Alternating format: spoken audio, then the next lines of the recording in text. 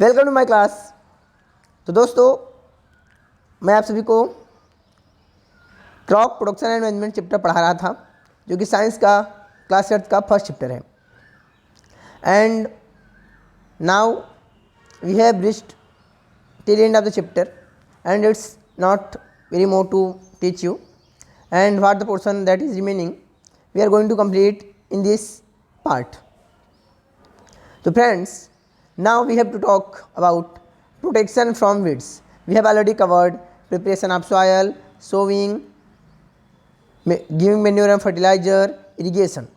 Now our next point is protection from weeds. तो आपके मन में ऐसी बात नहीं आई कि ये weeds क्या होते हैं? तो आप सबने खेतों में देखा होगा कि कोई भी क्रॉप प्लांट जब लगा होता है तो उस फील्ड में उस क्रॉप प्लांट को छोड़ के कुछ और भी प्लांट्स आपको दिखाई देते हैं, जो कि किसान नहीं लगाता, या यूँ कहो कि आपके अगर परिवार वाले खेती करते हैं तो देखते हो कि आपके पिताजी दादाजी लोगों ने उस पौधे को तो नहीं लगाया था, फिर भी आपके उस फील्ड में क्रॉप के साथ कुछ दूसरे पौधे भी आ गए हैं। इन पौधों को ही हम वीड्स कहते हैं। Boojho and Paheli went to a nearby wheat field and saw that there were some other plants in the field growing along with wheat plants. पहली और बूझो बगल के एक गेहूं के खेत में गए, उन्होंने देखा कि वहाँ पे गेहूं के पौधे के साथ साथ कुछ दूसरे पौधे भी आ गए थे। अब बूझो बोलता है, have these other plants been planted purposely? क्या ये जो दूसरे पौधे हैं इनको भी किसी उद्देश्य से लगाया गया है? तो नहीं भाई, वो किसी उद्देश्य से लगाए नहीं गए, बल्कि वे अपने आप जर्मिनेट कर गए हैं उस खेत में। In a field, many other undesirable plants may grow naturally along with the crop. These undesirable plants are called weeds. क्या किसी भी खेत में बहुत सारे ऐसे पौधे उग जाते हैं जो किसान नहीं चाहता है, ठीक है, वे नेचुरली उग जाते हैं क्रॉप के साथ। इन अनडिजायरेबल प्लांट्स को ही हम वीड्स कहते हैं। अनडिजायरेबल मतलब जिसको हम पसंद नहीं करते, जिसको हम चाहते नहीं हैं कि ऐसा हो, लेकिन वो चीज़ होती है। तो वैसे ये प्लांट्स अनडिजायरेबल होते हैं। किसान तो नहीं चाहता कि उसके खेत में इस तरह के प्लांट्स आएँ, लेकिन आ ही जाते हैं।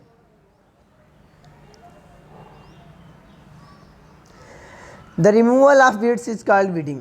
वीड्स को खेत से निकालने का जो प्रोसेस होता है उसको हम वीडिंग कहते हैं। Weeding is necessary since weeds compete with the crop plants for water, nutrients, space and sunlight. Weeding ज़रूरी इसलिए भी है, मतलब वीड्स को निकालना ज़रूरी इसलिए भी है क्योंकि जो वीड के प्लांट्स हैं वे आपके क्रॉप प्लांट्स के साथ वाटर, न्यूट्रिएंट, जगह, स्पेस और सनलाइट, इन सब के लिए कंपटीशन करेंगे। मतलब जो चीज़ें आपके क्रॉप प्लांट को मिलनी चाहिए थी उसमें से कुछ हिस्सा वे वीड्स ले लेंगे, तो आपके क्रॉप प्लांट्स की ग्रोथ अच्छे से नहीं होगी। अच्छे से ग्रोथ नहीं होगी तो प्रोडक्शन भी अच्छा नहीं होगा। Thus they affect the growth of the crop. इस प्रकार से आपकी फसल की वृद्धि को रोकेंगे। Some weeds interfere even in harvesting and may be poisonous for animals and human beings. कुछ जो वीड्स के प्लांट हैं वे आपकी हार्वेस्टिंग के दौरान, मतलब कटाई के दौरान भी दिक्कत करेंगे। आपको उन्हें बार बार से अलग करना पड़ेगा, काट के फिर निकालना पड़ेगा, टाइम वेस्टेज होगा।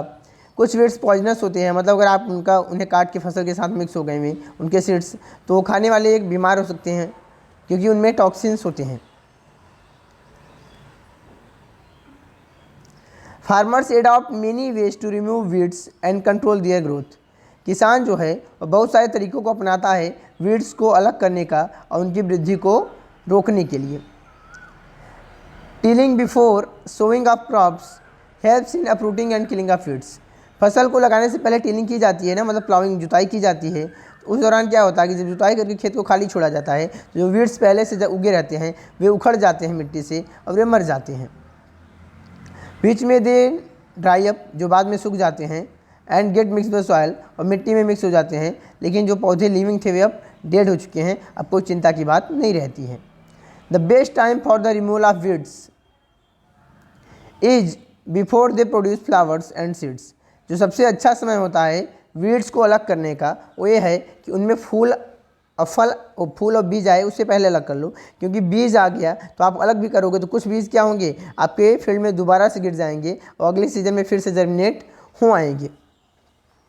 अब सबके मन में बात आ रही होगी कि सर बीज गिरने के बाद 6 महीने 1 साल के बाद क्यों जर्मिनेट हो जाता है? भाई सीड्स में एक नेचुरल प्रोसेस होता है डॉर्मेंसी, कि सीड्स जो होता है गिरने के बाद वे डॉर्मेंट कंडीशन में, मतलब सुप्त अवस्था में आपके ग्राउंड फील्ड में पड़े रहेंगे जब तक कंडीशंस फेवरेबल नहीं होगी, मतलब जब टेम्परेचर, वाटर, सनलाइट, न्यूट्रिएंट, जब सब कुछ उनके जैसा मिलेगा, जब मतलब वो सीजन आएगा उनके जर्मिनेट होने वाला, तब ये उग जाएंगे, नहीं तब तक वो मिट्टी में पड़े रहेंगे, उन्हें कुछ नहीं होगा, क्योंकि उनकी सुरक्षा करने के लिए सीड कोट है। The manual removal includes physical removal of seeds by uprooting or cutting them. जो नॉर्मल तरीका है, हाथ से निकालने का तरीका है, उसमें या तो उन्हें जड़ से उखाड़ दो या उन्हें एकदम ज़मीन से के पास से काट दो। समय समय पे आपको ऐसा करना पड़ेगा जब तक कि आपकी फसल तैयार नहीं हो जाती। This is done with the help of a खुरपी। इस काम को एक खुरपी की मदद से किया जाता है। अ सीड ड्रिल की मदद से भी कर लिया जाता है। Is also use to uproot weeds. Weeds को उखाड़ने के लिए सीड ड्रिल का भी इस्तेमाल होता है। Weeds are also controlled by using certain chemicals. कुछ केमिकल्स हैं जिनका इस्तेमाल करके भी आप वीड्स को निकाल सकते हो, जो कि आपके क्रॉप प्लांट को बिल्कुल अफेक्ट नहीं करेंगे। आपके क्रॉप प्लांट को कुछ नहीं होगा, बस वीड्स मर जाएंगे। केमिकल का नाम है, उन्हें केमिकल को हम वीडिसाइड्स कहते हैं। उसका एक एग्जाम्पल है 2,4-D, बाजार में मिलता है वीड्स को ख़त्म करने के लिए। These are spread in fields to kill the weeds. इनको खेतों में छिड़का जाता है वीड्स को मारने के लिए। They do not damage the crops. ये फसल को नुकसान नहीं करते हैं। The weedicides are diluted with water to the extent required and spread in the fields with a sprayer. जो वीडसाइड्स हैं, जितना हद तक उन्हें पानी में मिलाना होता है मिला दिया जाता है, सलूशन बना लिया जाता है, फिर एक स्प्रेयर की मदद से उनको खेतों में छिड़क दिया जाता है और सारे वीड्स अपने आप मर जाते हैं। यहाँ पे देखो एक फार्मर है जो अपने मुंह को ढक करके वीडसाइड का छिड़काव कर रहा है। आपके दिमाग में बात नहीं है कि इसने मुंह को क्यों ढका है, तो भाई पहले ही बताए हैं कि वीडिसाइड्स क्या होते हैं, पॉइजनस केमिकल्स होते हैं। अगर फार्मर अपने मुंह को नहीं ढकेगा, इसको सावधानी से इसमें इस्तेमाल में नहीं बरतेगा, तो सांस के द्वारा ये केमिकल्स उसके बॉडी में जाएंगे और उसकी तबीयत खराब हो जाएगी, हेल्थ को अफेक्ट पहुँच सकता है। एज ऑलरेडी मैंशन, जैसे पहले ही बताया गया है, जिक्र किया गया है, the weedicides are spread during the vegetative growth of weeds. जब पौधे बड़े हो रहे हैं, विकास कर रहे होते हैं, फ्लावरिंग से पहले वीडसाइड छिड़क दिया जाता है ताकि उसमें सीड और फूल बनने उससे पहले वे मर जाएं, क्योंकि अगर सीड्स बन गए तो फिर आपके छिड़काव करने का बहुत मतलब नहीं रहेगा। स्प्रेइंग ऑफ वीडसाइड्स में affect the health of farmer. एक फार्मर के स्वास्थ्य को भी प्रभावित कर सकता है वीडसाइड्स का छिड़काव। So they should use these chemicals very carefully. इसलिए किसानों को इस रसायन का इस्तेमाल बहुत सावधानी से करना चाहिए। They should cover their nose and mouth with a piece of cloth during spraying of this chemicals. जब इन केमिकल्स का छिड़काव हो रहा हो उस समय पे उन्हें अपने मुंह और नाक को अच्छे से कपड़े से ढक के रखना चाहिए। तो भाई अब अगला पॉइंट आ गया 1.8 harvesting. Harvesting of a crop is an important task. Harvesting का मतलब होता है कटाई। देखो भाई फसल तैयार होती है तो फिर क्या होती है, कटाई। अभी गाँव में 1-1.5 महीने पहले तो कटाई का सीजन खत्म हुआ है। The cutting of crop after it is mature is called harvesting. फसल के तैयार होने के बाद उसको काटना जो है उसको हार्वेस्टिंग कहा जाता है। इन हार्वेस्टिंग के दौरान crops are pulled out or cut close to the ground. पेड़ को या तो उखाड़ लिया जाता है या एकदम जमीन से सटा के काट लिया जाता है। It usually takes 3 to 4 months for a cereal crop to mature. अनाज के फसल को तैयार होने में 3 से 4 महीने लगता है।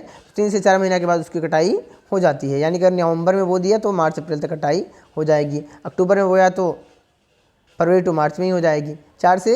3 से 4 कह रहा है, क्योंकि 5 भी लग जाता है। वो तो डिपेंड करता है किस तरीके से ग्रोथ हुई, कितना टाइम, फिर वेदर पैटर्न क्या है, मौसम कैसा चल रहा है, सारी चीज़ें मैटर करती हैं। Harvesting in our country is the done manually by sickle or by a machine called harvester. हमारे देश में जो कटाई है ना, वो या तो ये दिख रहे हो ना, ये वाला औजार दिख रहा है आप सबको, इस टूल का इस्तेमाल करके, सिकल बोलते हैं, कटाई की जाती है। या फिर एक मशीन होती है, इसको हार्वेस्टर कहते हैं, जो पेड़ को काट काट के गिरा देगा नीचे, उसका इस्तेमाल होता है।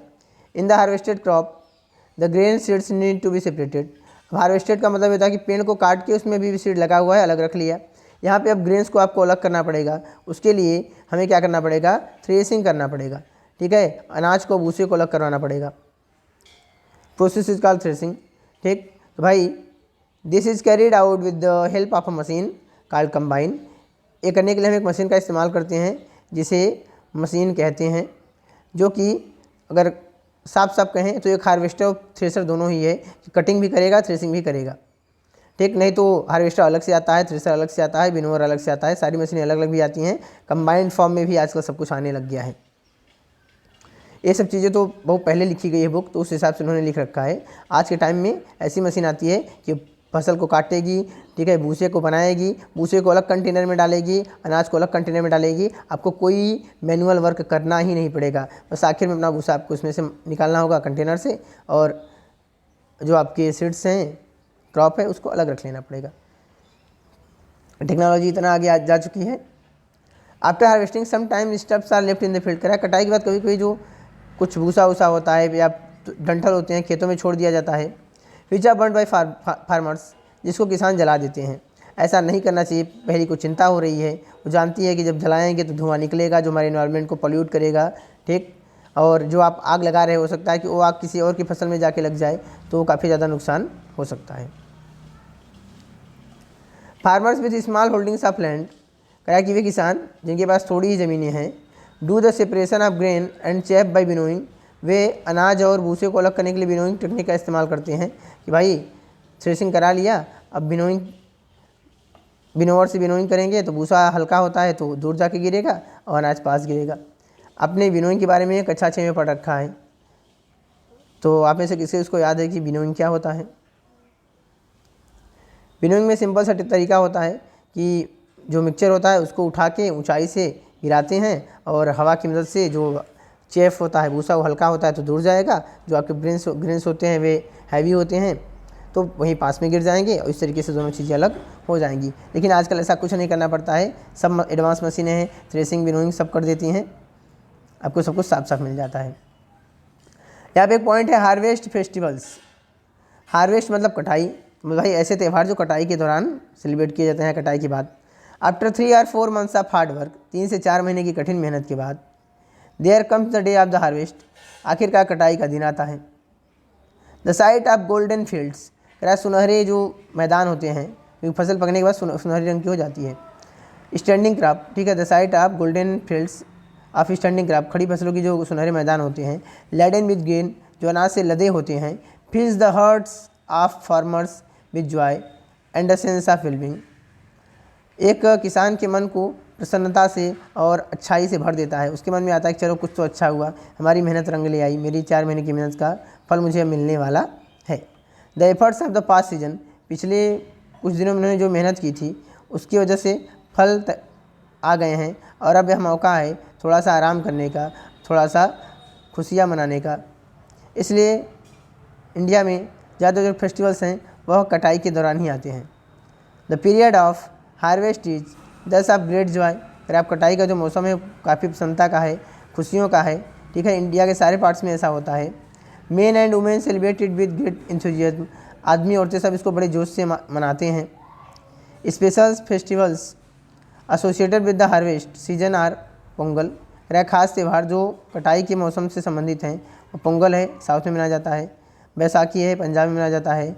होली उत्तर प्रदेश, बाकी रीजन्स में। दिवाली इन्हीं जगहों पे, और नबियाना एंड बिहू, ये भी इंडिया के ही फेस्टिवल्स हैं। ये सारे फेस्टिवल्स हार्वेस्ट सीजन के हैं, तो आपको याद रखना है कि कौन कौन से फेस्टिवल्स हैं जो हार्वेस्ट सीजन में ही सेलिब्रेट किए जाते हैं।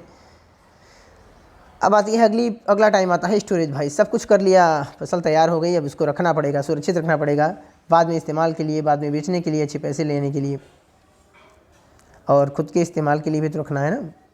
Storage of produce is an important task, आपका जो भी उत्पादन हुआ है उसको सुरक्षित भंडारित करना एक महत्वपूर्ण काम है। If the harvested grains are to be kept for longer time, they should be safe from moisture, insects, rats and microorganisms. अगर जो फसल तैयार हुई है उसको लंबे समय तक रखना है तो उन्हें सुरक्षित रखना पड़ेगा नमी से, कीड़े मकोड़ों से, चूहों से और सूक्ष्म जीवों से। ये सभी उसको नुकसान पहुंचा सकते हैं, इसलिए सबसे बचाना पड़ेगा। हार्वेस्टेड ग्रेन्स है मोर मॉइस्चर, जो अभी हार्वेस्ट होकर ग्रेन्स आए उसमें मॉइस्चर की मात्रा ज़्यादा होती है। If freshly harvested grains are stored without drying, अगर तुरंत ताज़ा जो अनाज तैयार हुआ है उसको बिना सुखाए रख दिया जाए, they may get spoiled or attacked by organisms, तो कीड़े मकोड़े उन पर हमला करेंगे, ठीक, उन्हें नष्ट कर देंगे। और making them unfit for use, या उन्हें इस्तेमाल के लायक नहीं छोड़ेंगे, या उनमें जर्मिनेशन नहीं होगा, खाने लायक तो है लेकिन जर्मिनेट नहीं कर रहे हैं। Hence, before storing them, the grains are properly dried in the sun to reduce the moisture in them. इसलिए रखने से पहले अच्छे से धूप में सुखाना है, उसके बाद स्टोर करना है. This prevents the attack by insect, pest, bacteria and fungi. अगर उसमें मॉइस्चर नहीं होगा तो जो कीड़े हैं उसको नुकसान करने वाले जो बैक्टीरिया हैं, जो फंगाई हैं, सबसे सुरक्षित रहेगा, क्योंकि ये सभी अगर कुछ कर पाते हैं तो मॉइस्चर के प्रेजेंस में ही कर पाते हैं, अदरवाइज नहीं कर पाते कुछ भी. तो अब पहली के मन में आ रहा है कि I saw my mother putting some dried neem leaves in an iron drum. बोला कि अपनी मम्मी को मैंने लोहे के ड्रम में जिसमें गेहूँ रखती हैं उसमें नीम की पत्तियों को रखते देखा था. ऐसा क्यों? भाई नीम एंटीबैक्टीरियल प्रॉपर्टी शो करता है, उसके पास एंटीबैक्टीरियल प्रॉपर्टी होती है. तो नीम रहने पे वहाँ पे जो माइक्रो ऑर्गेनिजम्स हैं ग्रो नहीं करते हैं. Farmers store grains in jute bags or metallic bins. किसान जो है अपने अनाज को जूट के बोरियों में या मेटल के बड़े बड़े कंटेनर्स में अनाज को रखता है. However large scale storage of grains is done in silos and granaries to protect them from pests like rats and insects.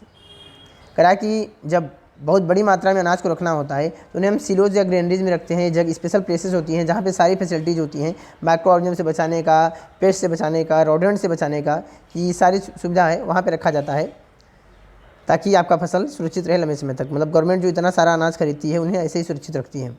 Dried neem leaves are use for storing food grains at home. अगर घर पे हम food grains को रखते हैं तो नीम की पत्तियों का इस्तेमाल करते हैं, सुखा के अनाज के बीच में रख देते हैं. For storing large quantities of grains in big godowns specific chemical treatments are required to protect them from paste.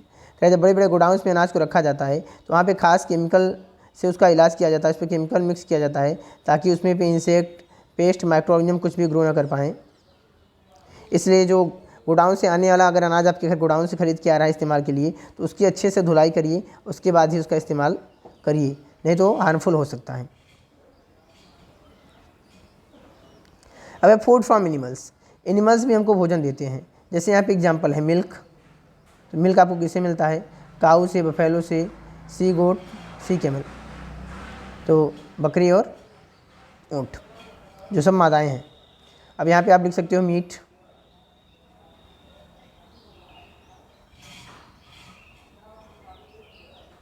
Meet आपको किससे मिल जाता है?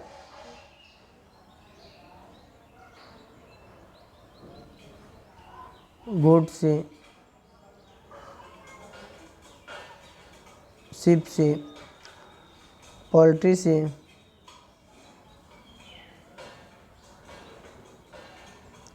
फिशेज से. सिमिलरली हम एग को भी लिख सकते हैं.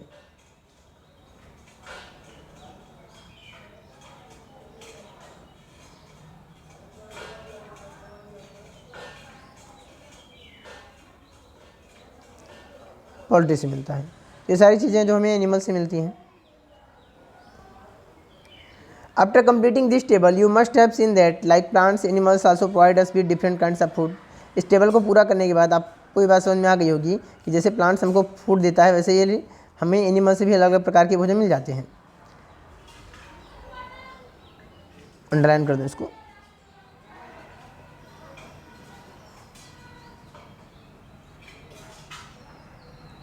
Many people living in the coastal areas consume fish as a major part of their diet.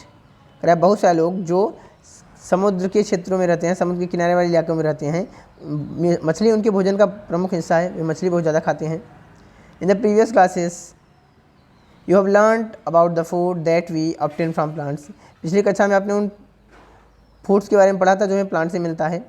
We have just seen that the process of crop production involves number of steps like selection of seeds, sowing etc. हमने देखा कि फसल के उत्पादन में बहुत सारे steps हैं जिसमें क्या है, बीज का सिलेक्शन हो, सोइंग है, ये सब कुछ है. Similarly animals reared at home और in farms have to be provided with proper food, shelter and care. तो अगर हम एनिमल्स को पालते हैं अपने घरों में या खेतों में तो हमें उन्हें अच्छी से भोजन देना होता है, आश्रय देना होता है, उनका देखभाल करना पड़ता है. When this is done on a large scale. और जब इसको बहुत बड़ी उस पर किया जाता है तो एनिमल हस्बेंड्री कहते हैं। मतलब जहाँ पे 100-200 गायों को पाल के मिल्क प्रोडक्शन हो रहा है, मतलब वहाँ पे एनिमल हस्बेंड्री हो रही है। छोटी लेवल की एनिमल हस्बेंड्री तो हर किसान के घर में होता है, 1-2 गाय 3 गाय तो सबके यहाँ होती है, क्योंकि भाई उनके खेत से जो भूसा निकलता है उसका इस्तेमाल भी कर लेते हैं, फ्री में उनको भूसा मिल जाता है, अनाज उनके यहाँ खुद का ही हो रहा है, तो उन्हें लगता है कि सारी चीज़ें उनकी फ्री ऑफ कास्ट हैं। लेकिन ऐसा रियल में होता नहीं हो, तो उनका माइंड सेट है, सोचना ऐसा है। कह रहा कि fish is good for health, fish जो है हेल्थ के लिए बहुत ही अच्छा है। We get cod liver oil from fish, मछली से हमको कॉड लीवर ऑयल मिलता है। Which is rich in vitamin D, जिसमें विटामिन डी पर्याप्त मात्रा में होता है, विटामिन डी की कमी को पूरा करता है कॉड लीवर ऑयल। तो भाई जो फिश खाते हैं उनमें अपने आप की कमी पूरी हो जाती है, जो नहीं खाते हैं अलग से कॉड लीवर ऑयल खरीद के पीते हैं या उसके कैप्सूल्स खा लेते हैं। तो बच्चों चैप्टर कंप्लीट हो गया। यहाँ पे कीवर्ड्स दिए गए हैं जिनकी डेफिनेशन को आप अपनी बुक से ही ढूंढ के लिख सकते हो।